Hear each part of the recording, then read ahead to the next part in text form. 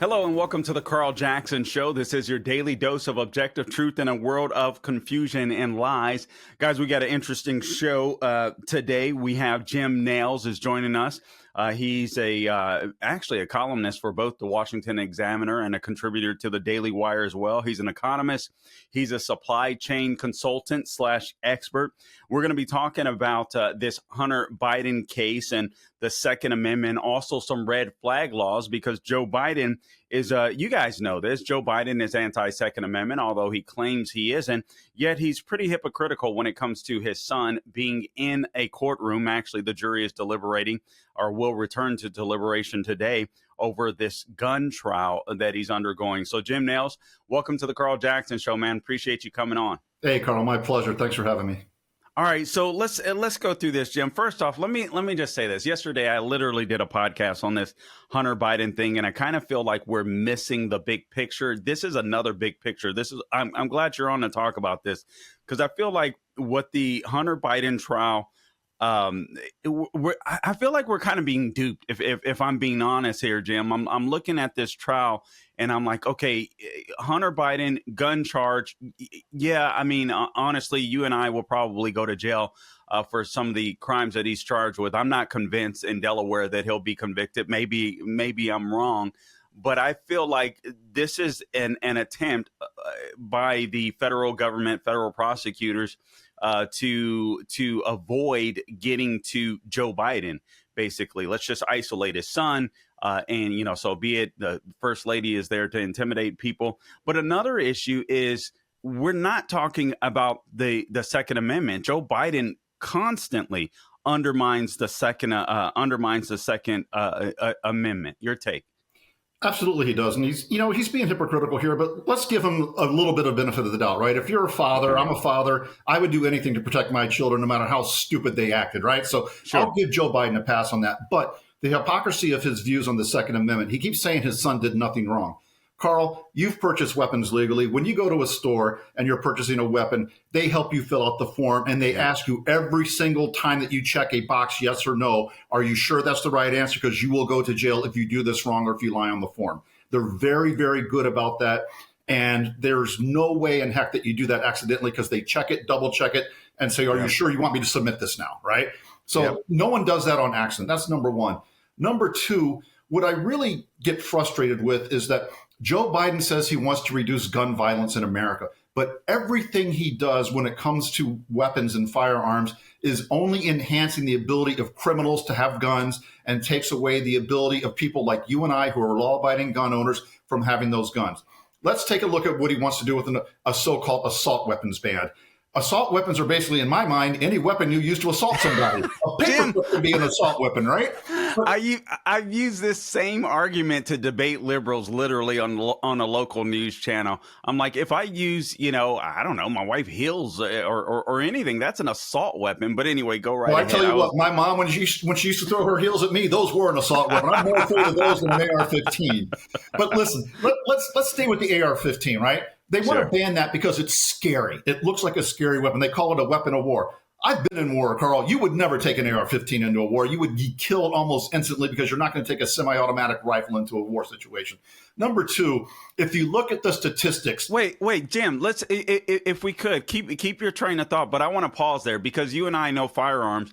A lot of people that are listening, they may be conservative, but they may not know firearms. Some people might be surprised to hear, what, you wouldn't take an AR-15 into a war zone? Just break that down real quick for the viewer, please. No, when you go into a war zone, you want a weapon, especially a long gun, that can be set, unless you're a sniper or something like that. But if you're just a grunt on the ground, you want a weapon that can go from fully automatic to a three-round burst, all the way down to semi-automatic. You want to have the option. With an AR-15, you have to pull the trigger for every bullet that comes out. That is not a good place to be when you're shooting against a whole bunch of people whose only job in life is to try to make you die for your country. Okay. All right. Now go ahead and say what you were before I rudely interrupted you there. I'm sorry. Well, this is one of my favorite statistics, and I use this against anti-Second Amendment people all the time. Joe Biden and the left wants to ban the so-called assault weapons. Assault weapons, and for the last year that data was available from the FBI, killed approximately 405 people in the United States.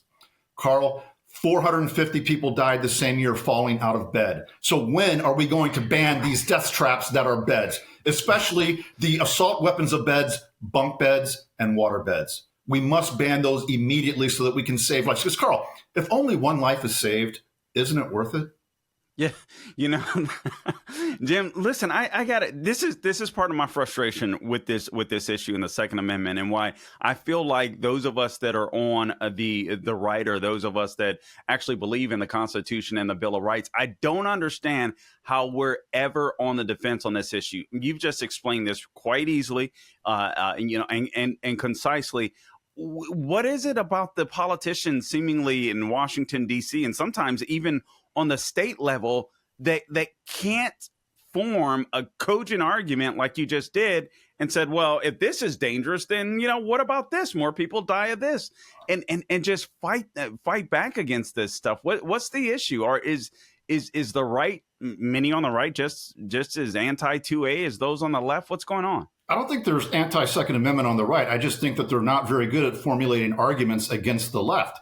The right is terrible at this. The left is excellent at this because they don't care about facts. They don't care about any figures. They just say whatever they want to say. And all it takes is a simple 5-minute preparation for any sort of meeting where you can refute almost all of their statistics. Just for example, they throw out there that guns kill 30,000 people every single year. What they don't tell you when they say that is more than half of those people committed suicide using a gun. If they didn't have the gun, they would have committed suicide doing something else. You hear about mass shootings. Mass shootings do not account for the vast majority of people who are killed by guns. The majority of people killed by guns are in the inner cities, and it's minority on minority violence because of the gangs that happen there. And the majority of mass shootings are actually family and related to people who know one another.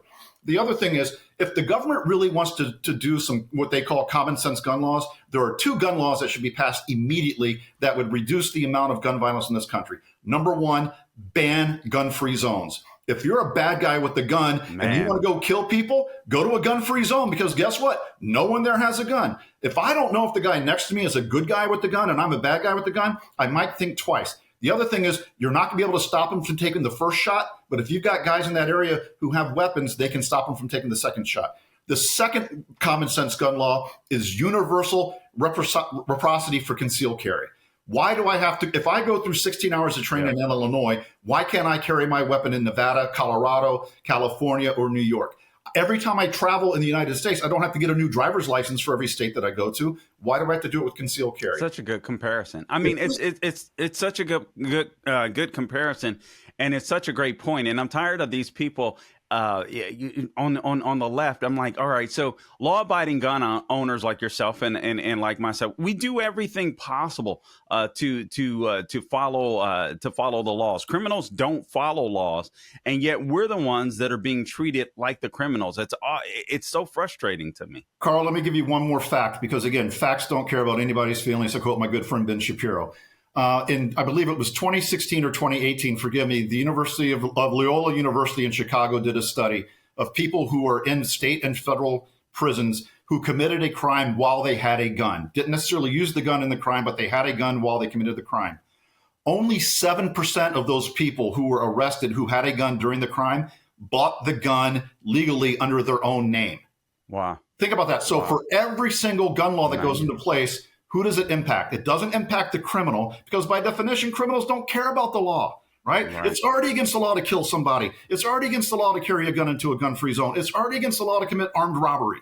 What one more law are they going to be able to pass that's going to change anything? All they want to do is be able to ban things so that law-abiding citizens can't have the things that we need to, 1, protect ourselves, or 2, go for sport. There's nothing more fun than going out for sport. I've taught both my children how to shoot. They're both very comfortable around guns. And guess what? They do it the right way. They know how to fire a gun. They know how to handle it safely in a firing range scenario. Oh, and by the way, when they're done, they know how to clean them and put them away in the safe. Man, goodness, you just embarrassed me, Jim. I'm going to have your kids to come over and clean mine. I hate cleaning them.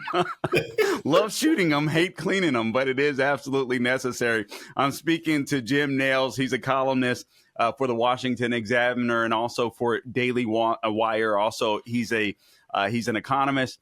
He's a supply chain expert, consultant, veteran. So we definitely appreciate his service. We're sounding off on the Second Amendment and the Hunter Biden trial. So guys, just real quick, I want to tell you that today's show is brought to you by mypillow.com. Mypillow.com right now. They've got a $25 extravaganza. All you have to do is give them a call at 800-858-0263 and mention my name, Carl, or just go to the website, mypillow.com. $25 extravaganza on the My Pillow with the Giza fabric, My Pillow sandals. They have towels, both dish towels and bath towels, all $25. So check them out. All right. Again, I want to thank our guest, Jim Nelles, for joining us today. Make sure you share this podcast far and wide. Also, guys, listen, I want to talk to you about wealth protection research. At the very heart of our democracy lies a principle that we all hold sacred, free speech, and it is under assault. In today's digital age, discussions about our wealth and our rights and our future are being silenced and overshadowed in mainstream narratives, leaving many of us feeling voiceless. This is where wealth protection research steps in. They're armed with a mission that's never been more critical. Wealth protection research is not a financial advisory firm. They are defenders of free speech. They're committed to giving a voice to the silence. Wealth protection research tirelessly seeks out financial experts. These are the voices that challenge prevailing narratives, especially as we navigate the uncertainties of this 2024 election.